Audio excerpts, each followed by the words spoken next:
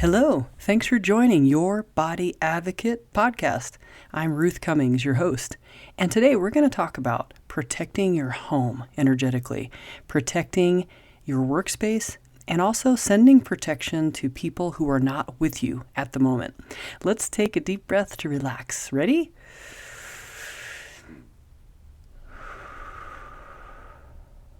All right, here we go.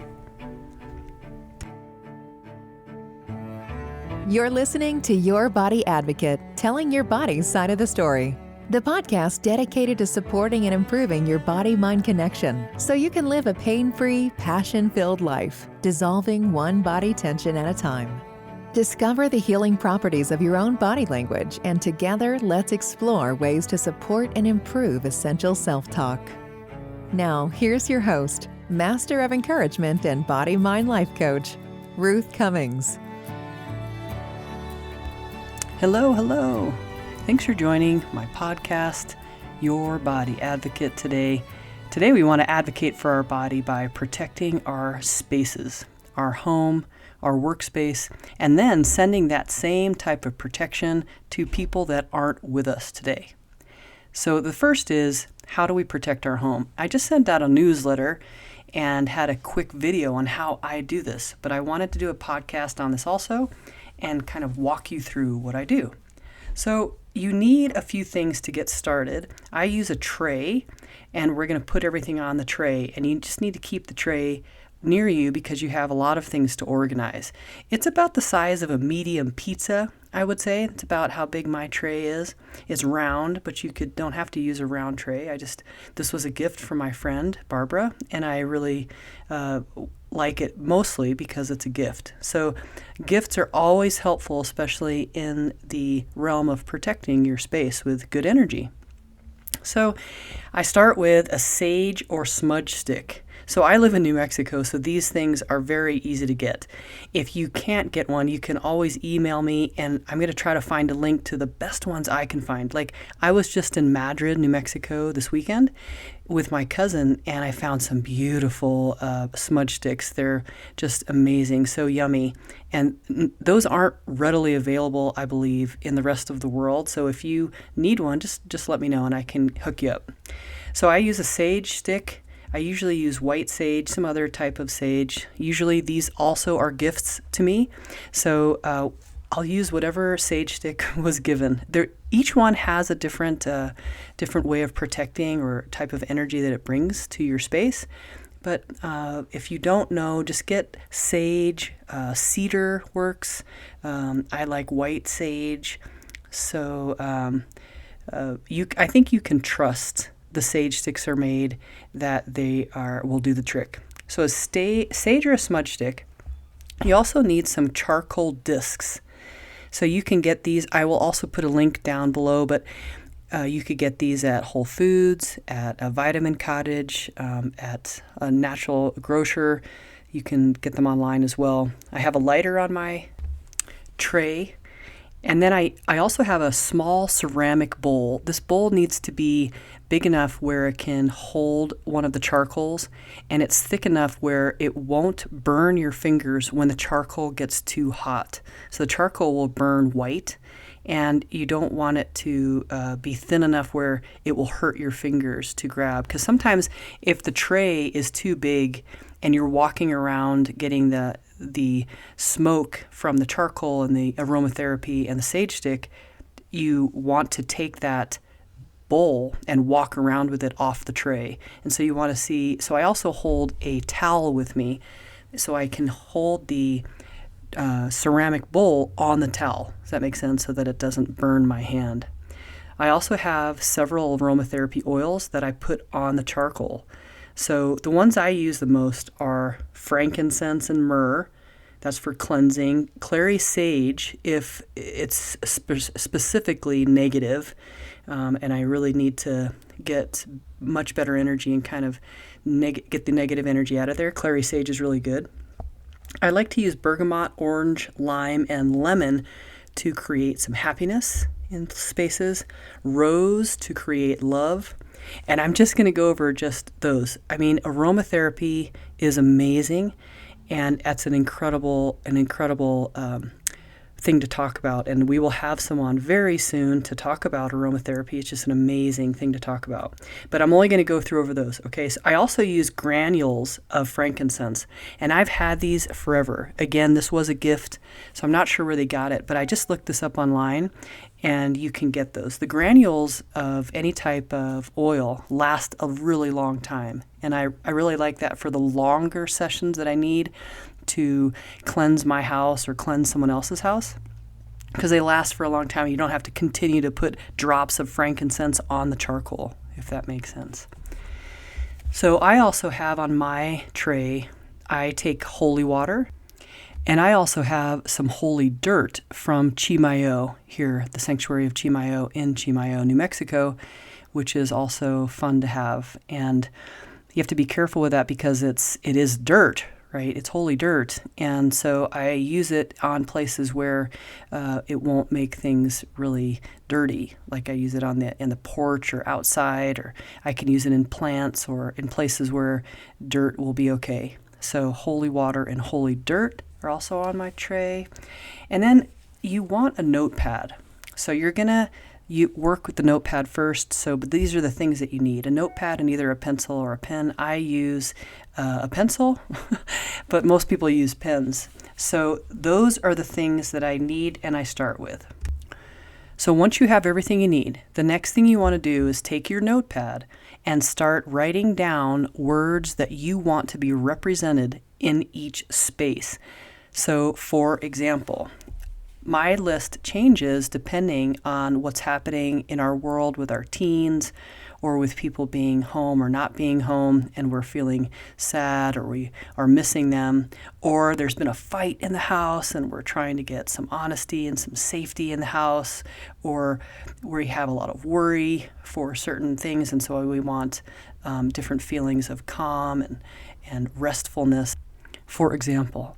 So you need to come up with the words for your spaces, the words that you want to be represented in those spaces. And it's going to be different. So again, here's an example. Here's some words: love, hope, trust, respect, passion, focus, safety, strength, compassion, honesty, integrity, forgiveness. So there's a nice list. It's not quite as long as some of my lists, and it's longer than some of the lists. There's so many words. So really think about the words that you want to be represented in the space, because you're going to be saying those as you're having the smudge stick go and the aromatherapy on your charcoal. When I'm doing this with my family or with other families, when I do this for other people, we have everybody contribute. Everybody can contribute what they want to hear so that it will be represented in these spaces. It's really good to have their participation, and that really helps everybody to feel like they're part of this process of creating the best spaces in our home as possible.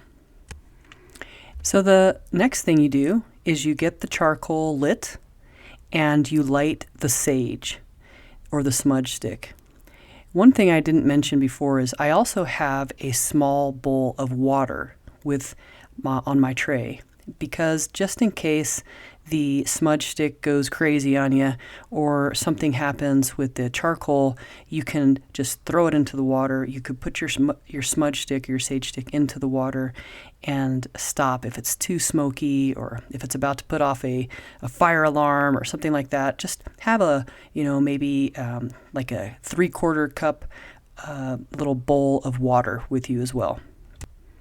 So your charcoal is lit, your sage stick is lit, and now what you're going to do is you're going to put some oils or the granules of oils on your charcoal. So if you want it to represent happiness, there's many aromatherapies that represent happiness or love or the words that you want it to represent. And so you can choose the ones you want. For me, we really like orange and the orangey family: bergamot, orange, lime, lemon, grapefruit.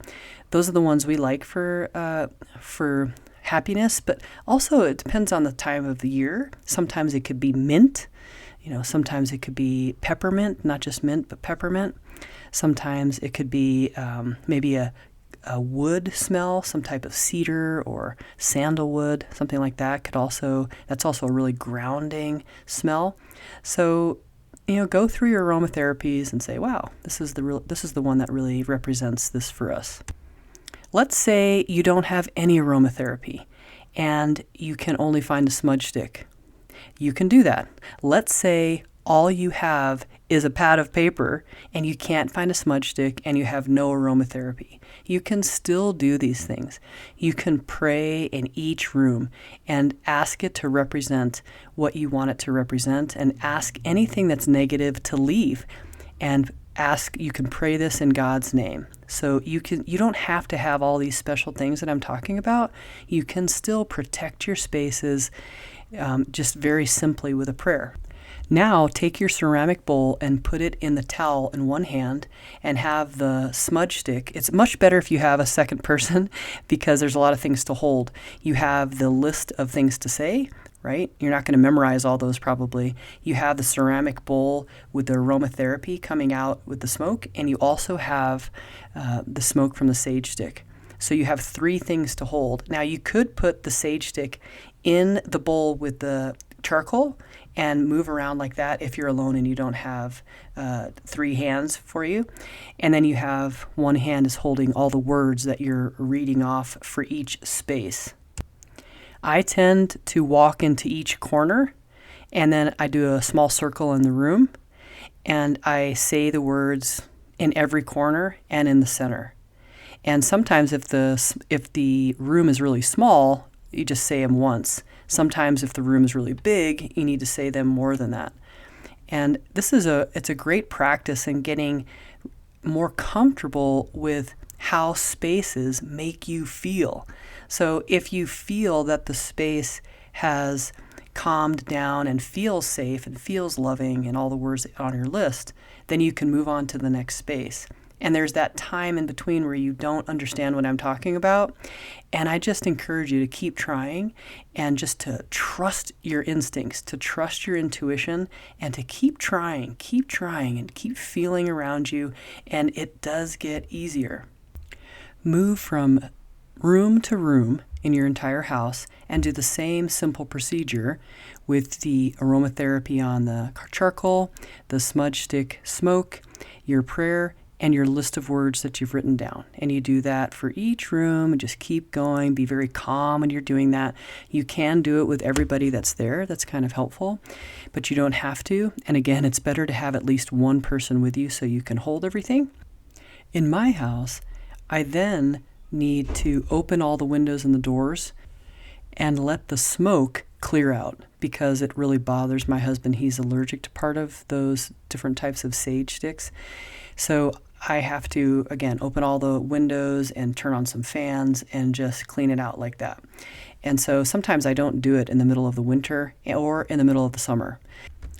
It's a really great time to do it if it's raining outside. And what I mean by raining outside, in New Mexico, we don't get much rain. And so when it's raining outside for a long time, it's usually type of a smaller rain, a gentler rain, not a really, really rough rain. So if it's that type of rain and it's a really nice rain smell that can come into your house after you do this, that's really good. That's my favorite time to do it. Okay, so the next part is to take this concept into your workspaces, because you can't really take a smudge stick and some aromatherapy and a charcoal disc into most workspaces. So what I suggest there is you can still have the list of words, and those words are going to be different. So you can imagine what your workspace away from home is and your workspace in home might be, but also difference between your workspace and home and the rest of your home. Like we should keep those energies separate, right? You really want to be very focused and not really playful and not very lazy. That's a terrible word, but you want to be more focused in your workspace in your house. And then the workspace outside of the house is really different, because you need to have safety and honor and other words that you might come up with, and it's much different than what you would have in your home. So I suggest that you, again, make your list. You don't have to make it at work, but you can. It depends on how private your workspace is. And then you can do the same thing where you say those things and you say a prayer to protect your spaces, and you want anything negative to leave with God's help. And you go from corner to corner and in the middle, and you don't have to look crazy or look like it's woo-woo. You're just cleaning your spaces, and it's not anything woo-woo. It's just really cleaning your spaces. And so you could do it when no one's watching, or maybe before they get there, or after everybody's gone home, or sometimes you want your coworkers in on this and you want them to have a stake in the words that you choose or how the workspace feels. Another thing that I haven't mentioned yet is plants. Plants are amazing for cleaning energy and cleaning your spaces. Not only can they take out the smell of like paint or new carpet or different types of smells and chemical smells, but they're really good at taking out bad energy in the air. If you're not a green thumb, you could get a wide-leafed type of plant, and maybe even a cactus that doesn't take much water. They still do clean the air, and they're very healthy and happy to have around you. So I have a lot of plants. I have over 100 plants in my house. I'm always giving them away, and it's a little too many, but it does really help. It feels not as fresh in the house when all the plants are gone. Not that I've ever been in my house without any plants, but because there's so many. And if you're coming by soon, please take a plant. But they are very good, and you should consider having 1 or 2 small plants at work too. That really, really helps.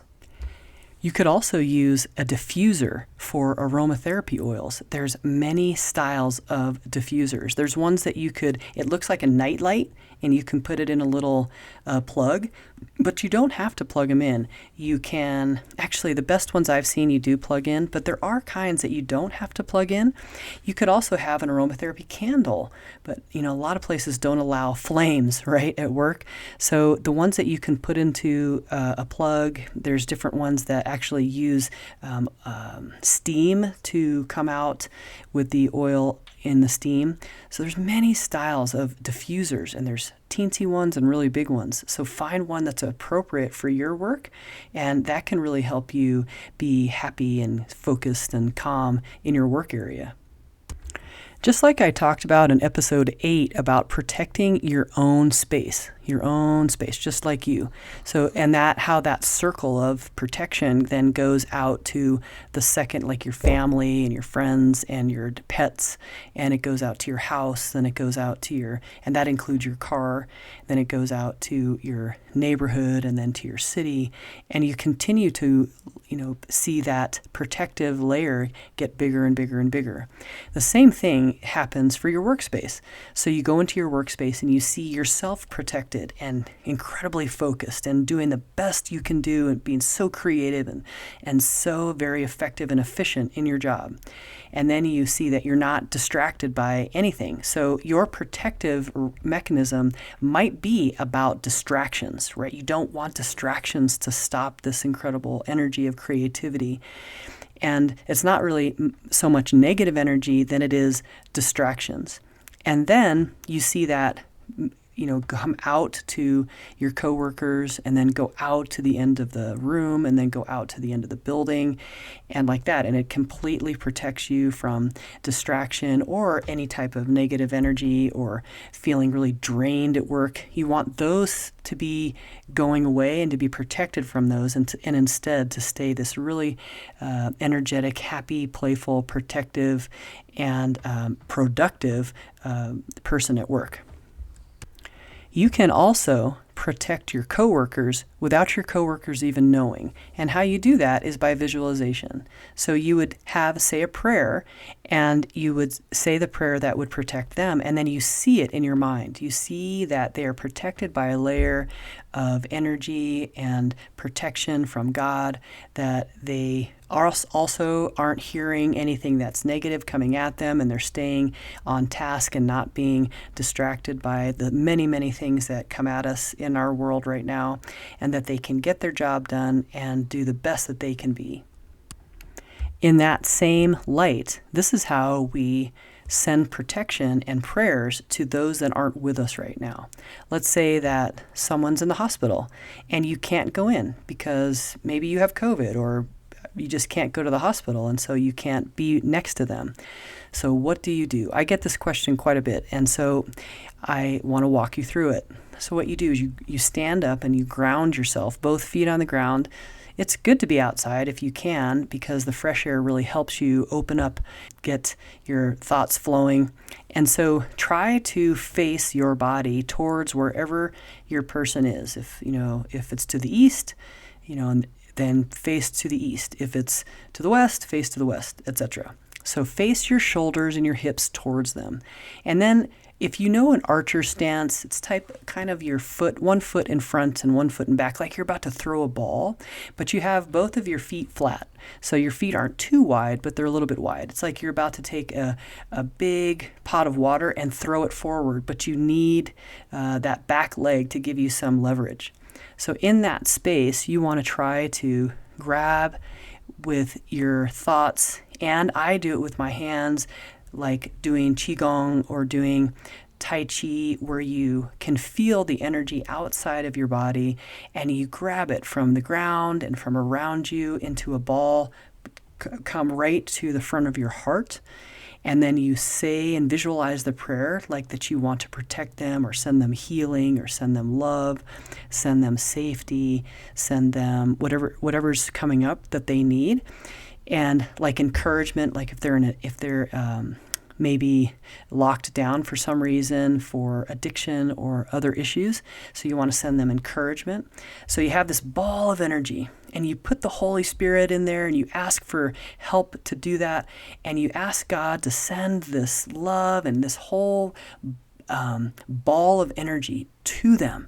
And then in your mind, you see it just floating over them like water, and really warm, and it goes all the way around them, and it protects them like a bubble. And it just soaks them and bathes them in that protection, in that love, in that healing. And you have them feel that from you. And even hundreds of miles, thousands of miles away, people can feel this. It's interesting, the studies that I've read, and maybe I can find one to put below, but even if it doesn't help them, it's going to help you. So if you have second thoughts, or if you're worried that this doesn't work, or I'm going to look stupid, well, first of all, don't do it so anybody sees you. And the next thing is, try it, see what happens. I've done this when I really felt hopeless and really felt helpless for people around me, or people that were far away from me who I really wanted to be with or really wanted to help, but was unable to communicate with them for some reason. And I wanted to send as much loving energy as I could. And what happened is that they would call me later and say, "My gosh, I was really thinking about you, and I had you in the dreams, and you were really helping, and you were smiling, and you were playful, and you were really happy." And it was really interesting how it helped them on the other end, and I never had told them that I sent this prayer to them. So I encourage you to try it. Just give it a try. And if you need some support on that, call me or text me or ask me about it. So that's just a simple way I do mine. There are literally millions of ways to do this, and this is just my simple way of sending love and healing energy to other people. So there you go. There's how to protect your home and your house. I say home and house because I feel like those are sometimes separate. And how to protect your workspace, and how to send energy to people who are either right next to you, like co-workers and people on the other sides of your house, or to your neighbors pretty close, and also people that are very far away, or places that you are not allowed to go, into a hospital, or in just different parts of the country or different parts of the world. And so send them some love, healing, protection, and see what happens. Thank you so much for listening today, and I will talk to you next week. Bye-bye. Thank you for listening to Your Body Advocate with Ruth Cummings. We're so glad you've joined us today and truly believe you can live a pain-free, passion-filled life. To connect with Ruth, work with Ruth, or to grab your free ebook, go to ruthcummings.com. We'd love to hear from you. Don't forget to rate, review, and subscribe so you don't miss our next episode. Until next time, friends, be open, include the unincluded, think outside the box, and spread love and kindness one smile at a time.